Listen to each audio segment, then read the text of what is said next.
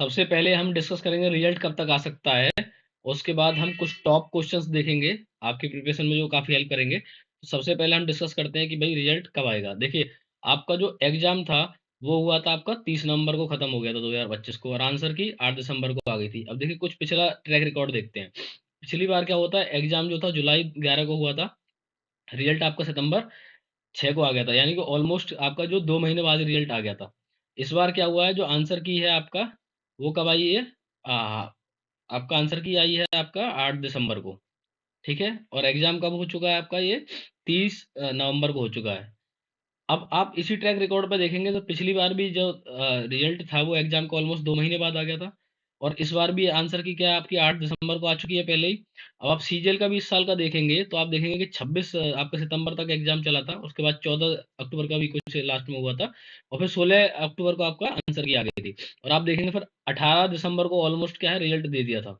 जब 18 दिसंबर को रिजल्ट दे दिया था तो ऑलमोस्ट यहाँ पे भी क्या है 2 मंथ्स ही लग रहे हैं, और ऊपर भी आप देखेंगे तो ऑलमोस्ट यहाँ पे भी 2 मंथ्स ही लग रहे हैं।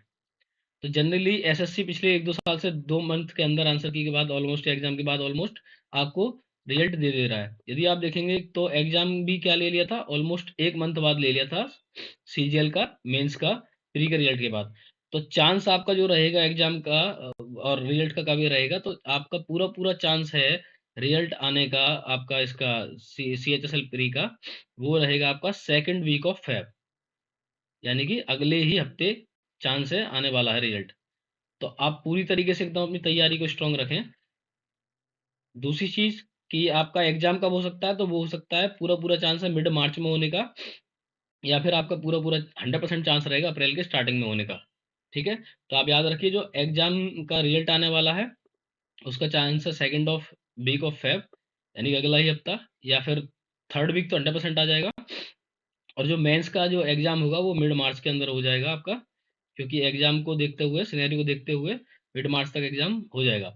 और आपका अदरवाइज तो अप्रैल में 100% होने वाला है। अब देखिए कुछ बेहतरीन सवाल देखते हैं आपकी जो मेंस की प्रिपरेशन को बूस्ट करेंगे। पहले ये सवाल आप ट्राई कीजिए। अब देखिए मैं आपको ये सवाल कराता हूँ, सर्कल बना लेते हैं पहले अलग से पूरा।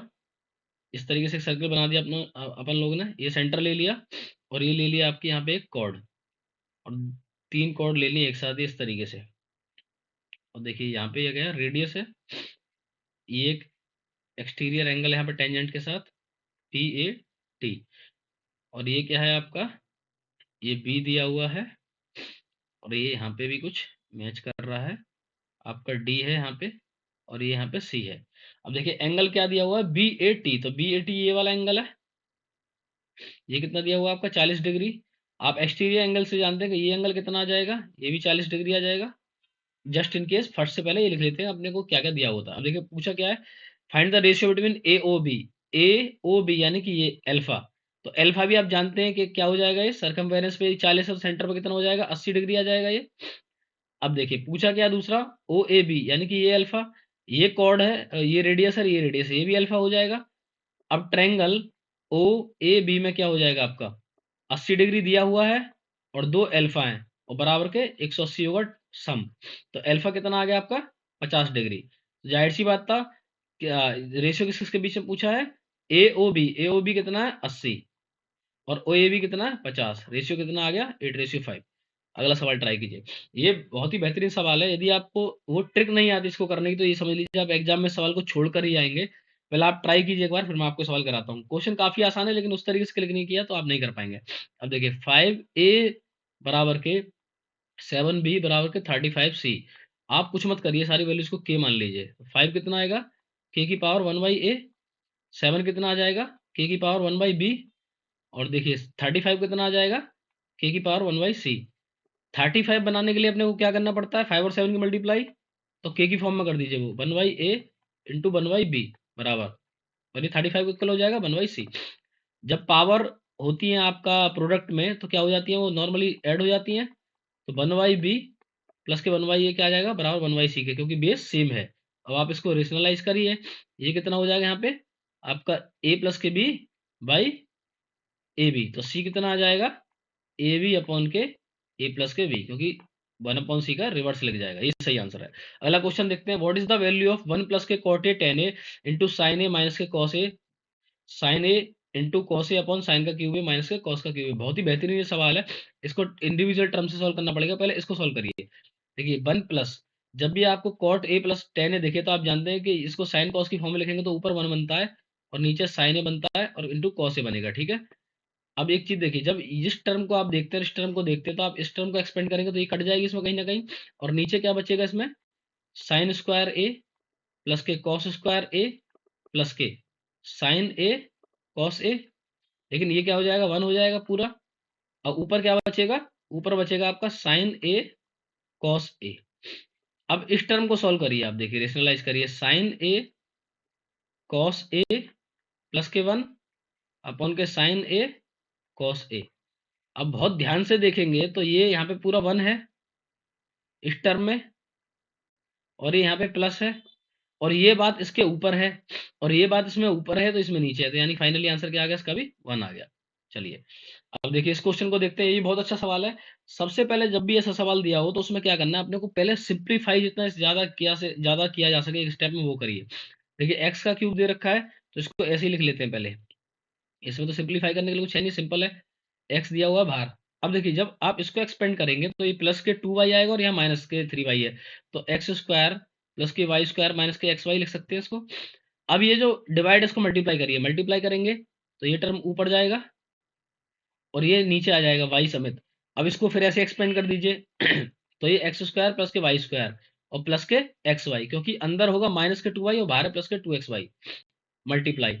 इसको देखिए ए प्लस वी की और ए माइनस वी की फॉर्म में खोलिए, एक बार 2x हो जाएगा जब दोनों को सम करेंगे यदि ए और बी है तो, और एक बार क्या हो जाएगा 2y, ठीक है। अब नीचे क्या हो जाएगा, एक्स स्क्वायर माइनस के वाई स्क्वायर। अब देखिए बहुत ध्यान से, यहीं से काटा पीटी हो गई, आराम सवाल हो जाएगा, आगे कुछ करने की जरूरत नहीं है।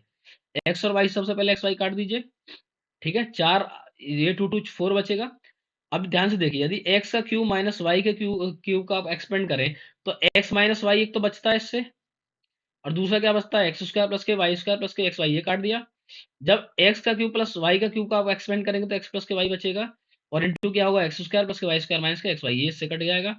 अब एक्स माइनस के वाई इंटू एक्स प्लस के वाई, ये क्या होता है, ये भी ये होता है। तो फाइनली एक तो ये दो और एक ये दो, आंसर क्या आ गया 4। अब देखिए लास्ट क्वेश्चन आ गया। एक क्वेश्चन कहने को बहुत आसान होता है, लेकिन जनरली आपको नहीं तरीका पता तो आप इस क्वेश्चन को नहीं कर पाएंगे उतने टाइम में।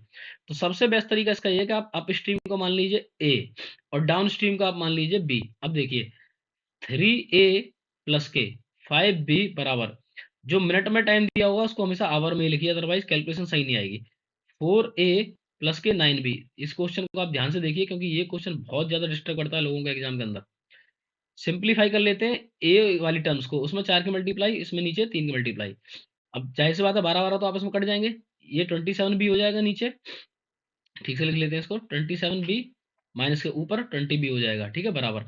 अब देखिए ये 55 बाई, नीचे तो 60 रहेगा पूरे साइड दोनों में, 60 माइनस ऊपर कितना हो जाएगा 220, क्योंकि 55 में आप 4 की मल्टीप्लाई करेंगे तो 220 हो जाएगा। अब देखिए फाइनली कितना आ गया 7b बराबर 35 अपॉन के 60। फर्दर काट दीजिए, बी कितना आ गया आपका 1/12 आ जाएगा, क्योंकि आप इसको जब काटेंगे तो 5 हो जाएगा, 5 से 1/12। अब बी की किसी भी एक में वैल्यू डाल दीजिए, 3b, उधर ही ले जाइए इसको, सबसे बेस्ट तरीका तो यही रहेगा। 55/60 माइनस के 5/12, इसको फर्दर सॉल्व करिए, 3a बराबर कितना आ जाएगा, रेशनलाइज करिए, नीचे 60, 55 माइनस के 50, ए क्या आ गया आपका 1/6।